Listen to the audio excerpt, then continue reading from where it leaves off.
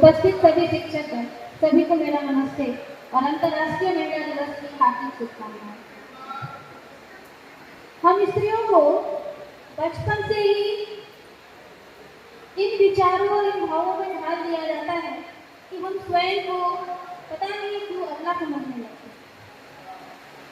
आज मैं प्रस्तुत करने जा रही हूँ कि किस तरह की छवि हमारी गढ़ी गई है और किन परिस्थितियों का हमें सामना करना पड़ता है और कैसे खुद को मजबूत कर और समय के साथ आगे हमें बढ़ना है। इन सभी भावों को मैं अपने शब्दों के द्वारा प्रस्तुत करना जा रही हूँ। हे विरहनी व्यर्थ के आलाप गाना छोड़ दे, हे विरहनी व्यर्थ के आलाप गाना छोड़ दे, वेदना के फिर वही सब ताप गाना छोड़ दे और कंठ में हर चेतना के फिर जगा जा स्वर अलग, वरदान गाने रागिनी अभिशाप गाना छोड़ दे। और क्यों?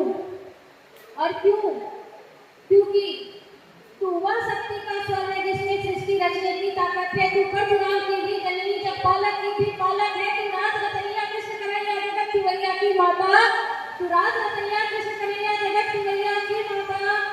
तू हर रूप रंगचंडी का जो कभी नहीं है भर पाता। तू साहस शौर्य समर्पण को तू जीवन का आधार बना और धार्य रूप रंगचंडी का तू शस्त्रों को श्रृंगार बना। धार्य रूप रंगचंडी का तू शस्त्रों को श्रृंगार बना। और भाषाई परिपाटी से थोड़ा सा विरोध मेरा सदैव से रहा है कि जो पुरुष निर्बल रहते हैं, जो पुरुष निर्बल होते हैं, उनको कहा जाता है चूड़ियां पहनते। चूड़ियों को निर्बलता का पर्याय माना जाता है और मैं इस बात से कतई भी मंतव्य नहीं रखती हूँ कि चूड़ियां दुर्बलता का प्रतीक है, क्योंकि मुझे चूड़ियां कभी दुर्बलता का प्रतीक दिखाई नहीं देती। मुझे चूड़ियां दिखाई देती है कलियों से कोमल हाथों का आधार दिखाई देती है। कलियों से कोमल हाथों का आधार दिखाई देती है। रंगचंडी का रंग वेदी वार दिखाई देती है। कलियों से कोमल हाथों का आधार दिखाई देती है। रंगचंडी का रंग वेदी वार दिखाई देती है। अग्नि उन अंगारों का आधार दिखाई देती है जो सौम्य जगत में जग का सब सार दिखाई देती है। और चट्टाने चिंगारी और अंगार दिखाई देती है।